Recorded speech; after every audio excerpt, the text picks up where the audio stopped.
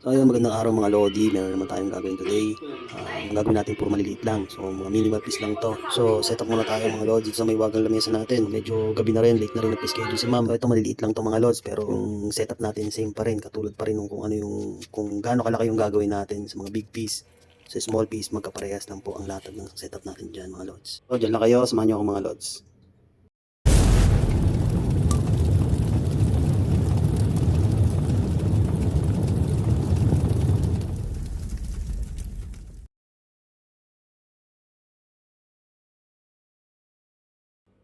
And ayun, mag-print muna tayo ng design natin para pagdating ni madam, ng kliyente natin ay ilalagay na lang natin dahil nga sa mamaya buti na naman tayo ng kung anong oras na ito.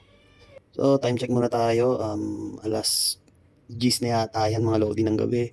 So sobrang late na rin. Sigurado abutin kami ng alas 3 madaling araw na ito. Depende pa sa kung anong mga gusto ni madam kasi hindi pa natin niya alam kung ano yung mga possible na design na gusto niya talaga. So may pinakita lang siyang sample. Pero hindi talaga yun yung pinakagusto niya. So makapag-suggest pa tayo doon mga lods ng design. And ayun, nakaset up na tayo dyan mga lods at kliyente lang yung inaantay natin dyan. So muni-muni muna tayo dyan at susunduin natin mamaya-maya yung kliyente natin. And ayun, i-print na natin yan mga lodi. So iba-ibang size yan syempre. At papipiliin na lang natin siya ng size na babagay dun sa batok niya kasi papalagay siya ng butterfly dun sa may batok niya. So pagdidesisyon na namin yan kung yan talaga yung gusto niya or pwede pa kami mag-print ng ibang gustuhan niya. So makapag-suggest pa tayo. So ayun nga pala yung setup natin yung mga lods. Ito medyo pupungas-pungas na rin dyan. And ayun, sa wakas tumating na rin ang ating kliyente. So mga isang oras ata ako nagantay sa labas niyan. Makakantay sa kanya dahil nga sa hindi kami masyadong nagkaintindihan sa chat. So akala ko ay alas 10 ang punta ko doon sa labas para sunduin siya pero hindi pala, alas 10 pa lang alis ka doon sa bahay. And ayun, may kasama ang ating kliyente, syempre may bodyguard yan. So ngayon naman yan, para VIP naman.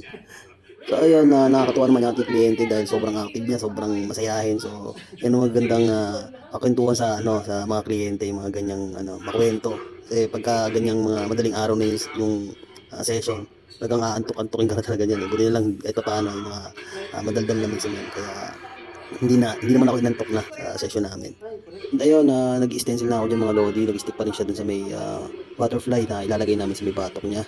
And dun sa sa isang tattoo niya ay hindi pa namin alam kung ano yung talagang ilalagay namin doon. So antayin lang natin mamaya kung ano talagang gusto niya ipalagay doon. And ayan po, ganyan po ako mag-stencil mga lodi, talagang ballpen lang talaga. Kahit sobrang minsan nakakangalay pero mas prefer ko yung ganyan kasi nga para maalala ko, ma-review ko yung mga linya-linya ng stencil natin yung ilalagay natin sa balat niya. Eh, medyo nararamdaman ko parang talaga mapupuyat kami nito eh. Talagang ano yan eh. Simulan na natin yung pupupuyat. Hahitin muna natin yung paglalagyan natin dyan mga lods at linisin natin maigi. And pag nag-stencil din dyan ako mga lodi, pinapasilip ko muna kay client kung okay na ba sa kanya yung proportion na ganon. Kung sa pagkakalagay namin ay satisfied na siya. O ganun pong para hindi po kami magpaulit-ulit. So yun po yung iniiwasan natin. So nag-agree na yung client natin. So start na tayo dyan mga lods. So ayun, kaka-start lang namin tapos mga ilang linya lang pahingan agad. So siguro nalibago yung katawan ni madam ng kliyente natin kasi sabi niya is yung dati niyang tattoo is talagang 3 years niya yata bago ang huli niyang tattoo. So siguro nanibago lang siya sa sakit ng karayong. So natanong pala natin si madam kung paano siya pinayagan ng kanyang asawa na magpatattoo. Sabi ni madam, isa daw yun sa katangian na nagustuhan niya sa asawa niya na pinapayagan siya sa ikasasaya niya. Magiging, saan siya magiging masaya mga lods.